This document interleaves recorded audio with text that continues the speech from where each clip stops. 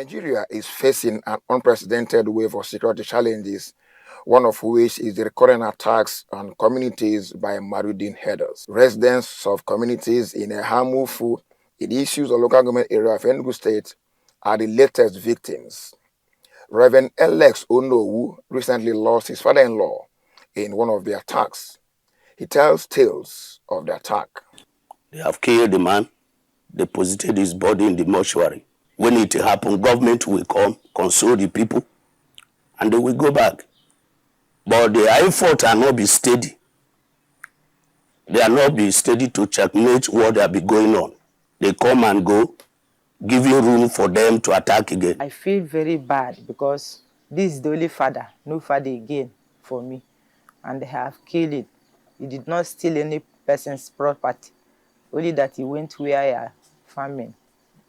So since then, my heart, I'm not even happy one day because of my father they have killed.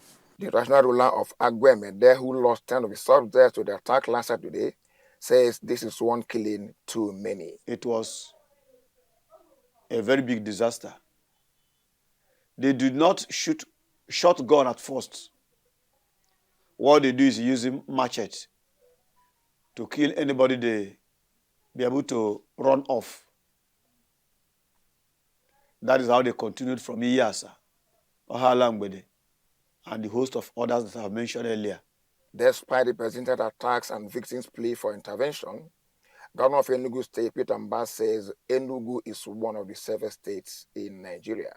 His confidence is best rooted in assurances from the Nigerian police force. We're not going to rest on our horse. We're not going to rest on our laurels. We have the CP and his men that are alive to their responsibility and their duty.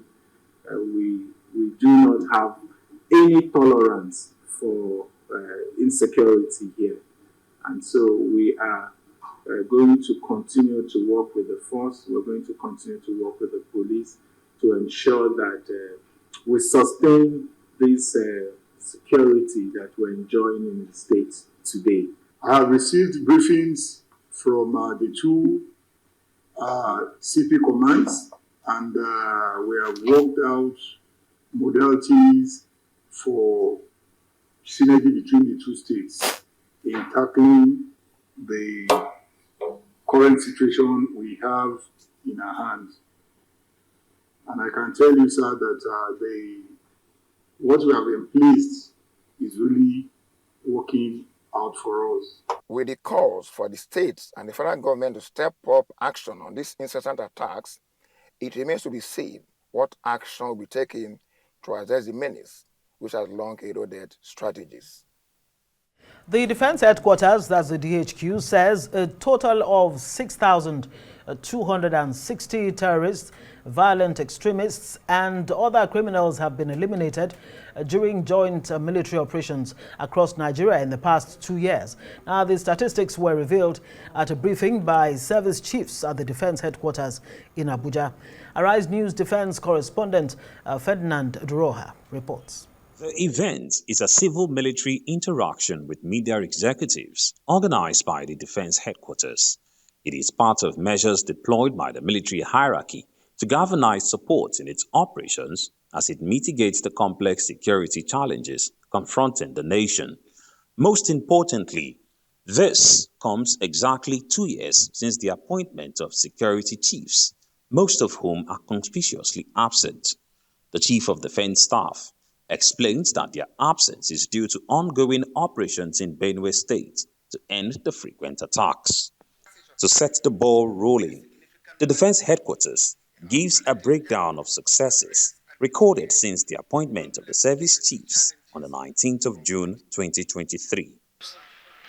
The total number of terrorists killed is 6,260, while those terrorists arrested are 14,148. The total kidnapped victims rescued are 5,365. Speaking on efforts to boost internal security, the Chief of Defense Staff says recent challenges in the Sahel have heightened insecurity in Nigeria. To navigate these challenges, General Christopher Musa is calling for more efforts to secure the country's borders and a credible census to help provide adequate data of all Nigerians. We must learn how to protect our borders. Somebody mentioned 1,000 and something porous borders. The Sahel is hot.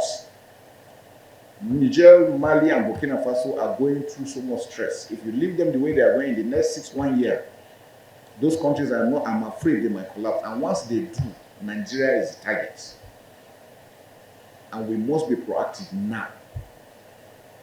The CDS also highlights some of the challenges encountered by the military during their operations, while calling on Nigerians to adequately give them the needed support. What we have now, what we are achieving, I think it's almost a miracle we're doing. That I can guarantee you. But again, the president has approved last year signing the DICON bill. Now what we're doing with DICON is we're inviting original equipment manufacturers to come to Nigeria and let us produce. Now, if we produce in Nigeria, we'll have the weapons we require.